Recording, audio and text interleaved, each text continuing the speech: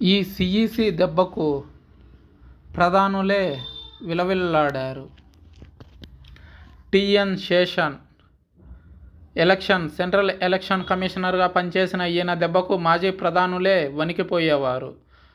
Vote రాతను మార్చిన సంస్కరణ కర్త గురించి తెలుసుకోండి.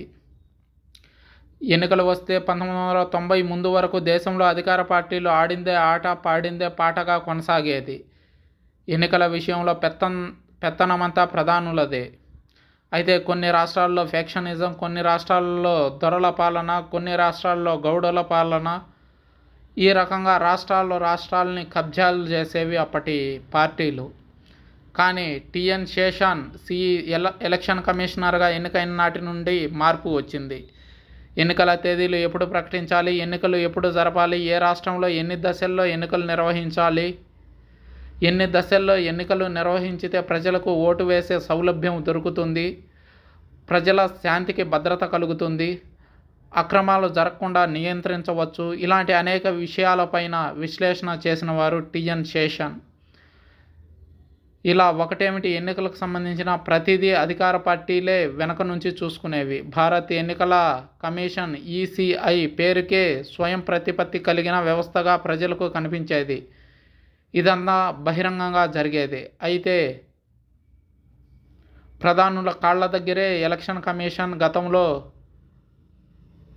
కర్తవ్యం నిర్వహించేది. 1990 డిసెంబర్ 12 తర్వాత మారిపోయింది. భారత్ ఎలక్షన్ కమిషన్ రాజ్యాంగం తనకిచ్చిన పవర్ ఏంటో చూపించేందుకు ముహూర్తం పడిన రోజు అది. చీఫ్ ఎలక్షన్ కమిషనర్గా టీఎన్ శేషన్ పదవి చేపట్టిన రోజు అది. అప్పటి నుంచి ఓటు రాత మారిపోయింది. దొంగ ఓట్లకు కాలం చెల్లింది. 18వ లోక్సభ ఎన్నికలు సమీపిస్తున్న వేళ మరోసారి శేషన్ పేరు దేశవ్యాప్తంగా మారుమోగుతోంది. మొదటి సార్వత్రిక ఎన్నికలను మినహాయిస్తే గత 72 ఏళ్లలో ఎన్నడూ లేనంత సుదీర్ఘ ఎన్నికల షెడ్యూల్కి దేశం సన్నద్ధమవుతున్నది. ఈ సమయంలో మరోసారి టీఎన్ శేషన్ను గుర్తుకు తెచ్చుకోవాల్సిన అవసరం ఎంతైనా ఉంది. అధికార పార్టీకి అనుగుణంగా షెడ్యూల్ను రూపొందించారనే అభిప్రాయాలు వ్యక్తమవుతున్న వేళ శేషన్ లాంటి ఎలక్షన్ కమిషనర్ ఉండాల్సిందే నని సోషల్ మీడియాలో ఆయనకు సంబంధించిన వీడియోలు తెగ వైరల్ అవుతున్నాయి. ఇంతకీ ఎవరి శేషన్? ఎన్నికలు జరిగే ప్రతిసారి ప్రజలు ఆయన్ను ఎందుకు గుర్తుకు తెచ్చుకుంటారు? దొంగ ఓట్లతోనే అందలం ఎక్కుతున్న నేతల గుండెల్లో గుబులు రేపారు శేషన్. ఓటర్ కార్డు నుంచి గోడలపై రాతల బంద్ వరకు అనేక సంస్కరణలు ఆయన హయాంలో వచ్చినవే.